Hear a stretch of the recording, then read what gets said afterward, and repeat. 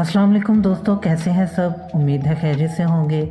तो दोस्तों, आज हम बात करेंगे आज के एक ऐसे खुशहाल और तरक्की याफ्ता माशरे के बारे में कि जिसकी तारीख़ इतनी तारीख है कि शायद ही किसी इंसानी माशरे को इस तारीकी से वास्ता पड़ा हो।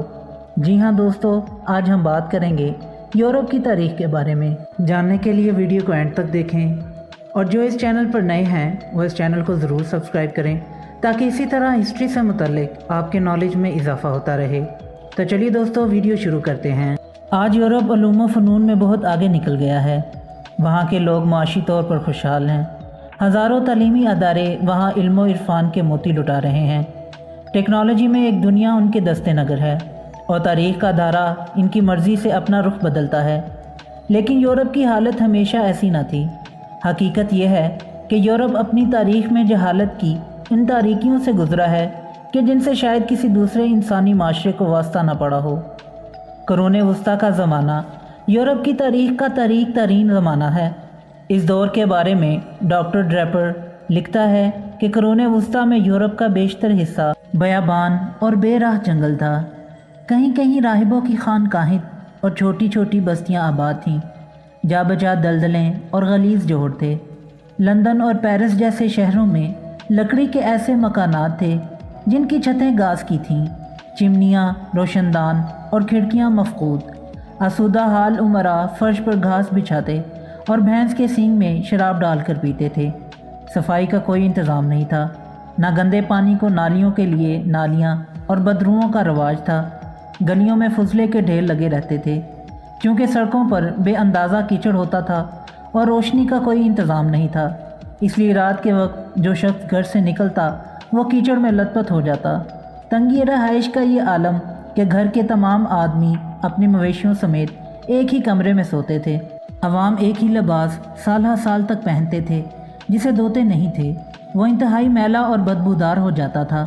नहाना इतना बड़ा गुनाह था कि जब पापाए रोम ने सिसिली और जर्मनी के बादशाह फ्रेडरिक सानी पर कुफर का फतवा लगाया तो फहरिस्ते इल्ज़ामात में ये भी दर्ज था कि वो हर रोज़ मुसलमानों की तरह गुस्ल करता है। फ़क्र फाका का ये आलम था कि आम लोग सब्जियां, पत्ते और दरख्तों की छाल उबाल कर खाते थे। मुतवस्सित तबका के यहाँ हफ्ते में एक मरतबा गोश्त अयाशी समझा जाता था। 1030 के कहत में लंदन के बाज़ारों में इंसानी गोश्त भी बिकता था।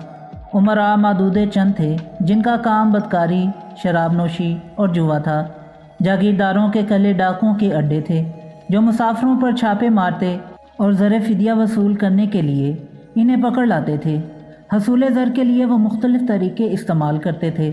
मसलन आदमी के पाँव के अंगूठों को रस्सी से बांधकर इसे उल्टा लटका देते थे और गर्म सलाखों से जिस्म को दागते या गिरादार रस्सी को सर के गिर्द लपेट कर पूरी ताकत से मरोड़ते थे।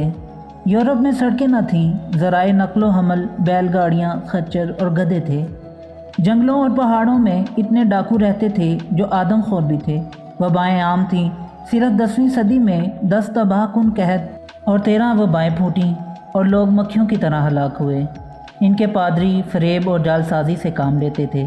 पोप जन्नत की राहदारियाँ और गुनाह के परमिट फ़रोख्त किया करता था। अवाम के लिए सूद लेना हराम था, लेकिन पोप का बैंक लोगों को भारी शरह सूद पर कर्ज देता था। अवाम गौर परस्त और मुजस्मा साज थे और उलमा अशाए रब्बानी, करामात औलिया, रहबानियत और तसर्रुफ़ात रूह की बहसों में उलझे रहते थे। बतौर गबन इतने तवील तारीख़ी ज़माने में बदी की यह कसरत और नेकी की यह किल्लत कहीं और नहीं नज़र आती। इंसानियत की कदर व मंज़िलत इन लोगों के नज़दीक इस तरह की थी। इंसानों की आंखें निकालना, ज़ुबान काटना, खाल खींचना और ज़िंदा जला देना रोमियों की आम सज़ाएँ थीं। एक मरतबा जब रोमियों ने रूसियों को शिकस्त दी तो कैदियों के हाथ काट कर इनके हार बनाए और इन हारों से कुस्तुनतुनिया की फसील को सजाया। एक मौका पर जब इस्लामी फ़ौज को शिकस्त हुई तो रोमियों ने मुस्लिम असीरान जंग को समुंदर के किनारे लटाकर इनके पेट में लोहे के बड़े बड़े कील ठोंक दिए ताकि बचे कुचे मुसलमान जब जहाज़ों पर वापस आएँ तो इस मंज़र को देखें।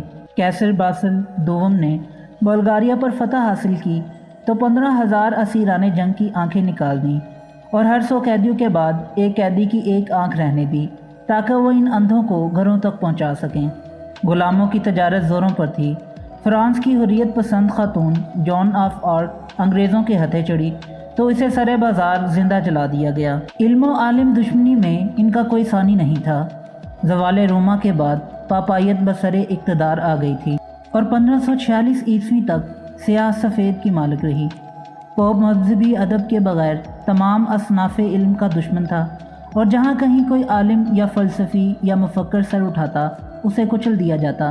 اس دور میں مدارس حکمن بند تھے، لاکھوں کی تعداد میں کتابیں نظر آتش ہوئیں، کئی علماء پوپ کے علم دشمنی کے ہاتھوں قتل ہوئے اور یورپ پر ہر طرف جہالت کی تاریکی چھا گئی۔ یونان کی ایک لڑکی ہائے پیشا نے اسکندریہ میں فلسفے کا علم حاصل کیا اور ممتاز فلسفی بن گئی۔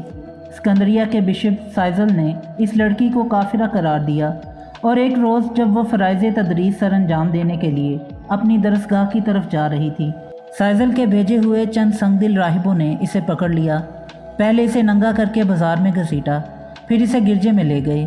وہاں تیز کٹر سے اس کی کھال کھرچی، پتھر سے اس کا سر پھوڑا، لاش کے ٹکڑے ٹکڑے کیے اور انہیں آگ لگا دی۔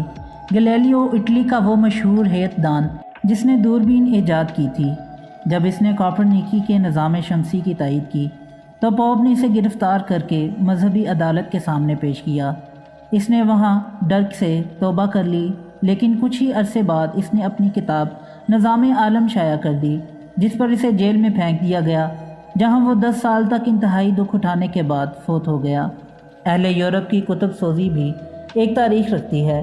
بریفورڈ کہتا ہے کہ قرون وسطیٰ میں راہبوں کی علمی سرگرمیاں یہ تھیں کہ وہ یونان اور روما کی کتابیں جلا کر ان کی جگہ مسیحی اولیاء کی داستانیں لکھ دیتے تھے، کیونکہ اس زمانے میں کاغذ نایاب تھا اور اس کی جگہ چرمی جھلی استعمال ہوتی تھی، جس کی قیمت کافی زیادہ تھی۔ اس لیے یہ راہب جھلی پر لکھی ہوئی کتابیں کھرچ ڈالتے اور ان پر اپنے مطلب کی تحریر لکھ ڈالتے۔ پاپائے اعظم گریگوری سائنس، تاریخ، ادب اور دیگر علوم کا دشمن تھا اور دینیات یا دعاؤں کے سوا کسی اور صنف کو برداشت نہیں کرتا تھا۔ ایک دفعہ اسے خبر پہنچی کہ ویانا کے لارڈ پادری نے کسی ادبی موضوع پر ایک مقالہ پڑھا ہے، تو اسے لکھا، ہمیں خبر ملی ہے کہ جس کے ذکر سے ہمیں شرم آتی ہے کہ تم نے کوئی ادبی مقالہ پڑھا ہے۔ مجھے امید ہے کہ تم مجھے لکھو گے کہ تمہیں ان لغویات سے کوئی سروکار نہیں۔ انگلستان میں 4 صدی عیسوی میں راہبوں کے گروہ جا بجا گھومتے نظر آتے تھے۔ یہ جہاں کہیں بھی کوئی کتاب یا آرٹ کا کوئی نمونہ پاتے اسے جلا دیتے۔ طرابلس میں اس دور کی عظیم ترین لائبریری تھی، جس میں کتابوں کی تعداد 30 لاکھ تھی۔ ایک مرتبہ جب صلیبی لشکر اس شہر میں پہنچا تو کتب خانے کو آگ لگا دی، تمام کتب جلا ڈالیں اور مسلمانوں کی 600 سالہ محنت کو تباہ کر دیا۔ تو دوستو، یہ تھی آج کی ویڈیو پسند آئی ہو تو لائک ضرور کریں اور میرے یوٹیوب چینل کو سبسکرائب کریں۔ پھر ملتے ہیں ایک نئی ویڈیو کے ساتھ، تب تک کے لیے اجازت دیں۔ اللہ حافظ۔